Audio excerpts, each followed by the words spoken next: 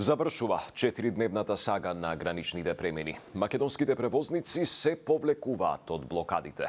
Одлуката падна доцна попладнево по најавите од Брисел дека ќе се заложи за решение за проблемот со правилата за престој во Шенген зоната. На граничниот премин Блаце е Дејан Трајковски, па Дејан, ајде да чуеме сите детали како дојде до ваков исход и кога се очекува премините да станат проодни.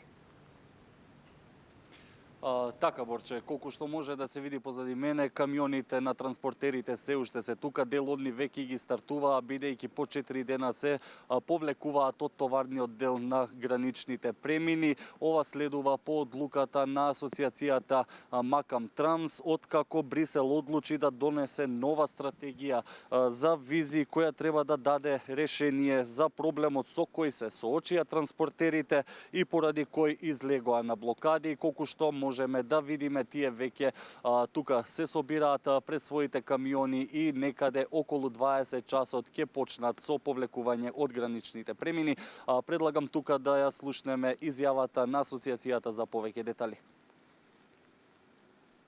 За прв пат Европската унија го стави на дневен ред прашањето за визната либерализација и решавање на проблемот за подолг престој, каде што јасно е наведено дека се однесува и на професионалните возачи и на спортистите кои што подолго престојуваат.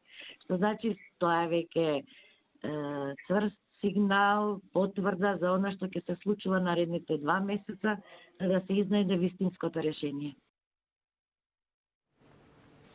Дејан, слушнавме и во најавниот Форшпан, предходно и црногорските превозници најавија повлекување од блокадите, па ајде да чуеме комплетно кои се деталите од новата стратегија на Европската комисија. Така, Борче, во објавената стратегија на Европската комисија се планира камионџиите да бидат вклучени во посебна категорија, која би добила проширени правила за краткотраен престој во Шенген зоната, но за ова прилог подготви колегата Јован Ѓорговски, па предлагам повеќе детали да слушнем од него. Европската комисија ја објави новата стратегија за визи во која за прв пат камионџиите се прифатени како професионалци. Во кусиот документ кој беше презентиран попладнево наведено е дека за проблемот со превозниците се работи на прагматични решенија со земјите членки и се истражува можно воведување на ново законодавство со специфичен сет на продолжени правила за престој во Унијата. Според актуелните правила од почетокот на системот за влез и излез, превозниците можат да имаат престој од 90 во последните 180 дена во Шенген зоната.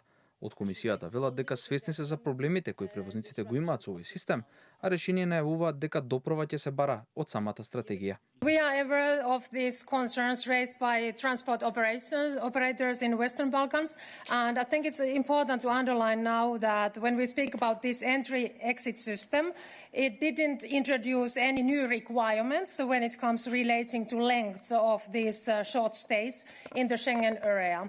But we are aware of these difficulties now in this area, and in this visa strategy we are also addressing this point. So we are also proposing that we look now also more flexibilities here without compromising, of course, the security in the same time. Документот што попладнево беше презентиран во Брисел, вице-премиерот и министер за транспорт Александар Николовски го оцени како одлична вест за земјава. Во објава на социјалните мрежи тој порача дека македонските позиции наишле на разбирање во Брисел и дека возачите конечно се третираат како професионалци. Според него, во периодот што следува, Европската унија ќе излезе со стратегија за визи со која треба да се надминат проблемите на превозниците. Нашите ставови се прифатени, возачите се прифатени како професионалци, тоа е тоа што го баравме. После протестите и силната офанзива изминатиот период, Брисел ќе донесе нова стратегија за визи, која ќе значи решавање на проблемот со кој се соочија професионалните возачи. Превозниците од Србија, Босна и Херцеговина и Македонија веќе 4ти ден го блокираат товарниот сообраќај на граничните премини со земјите од Шенген зоната. Сдруженијето на транспортери на Црна Гора во меѓувреме ја прекина блокадата. Оттаму посредбата со владините представници порачаа дека биле дефинирани решенија за повеќе теми и очекуваат тамошната влада да го реши проблемот со Унијата.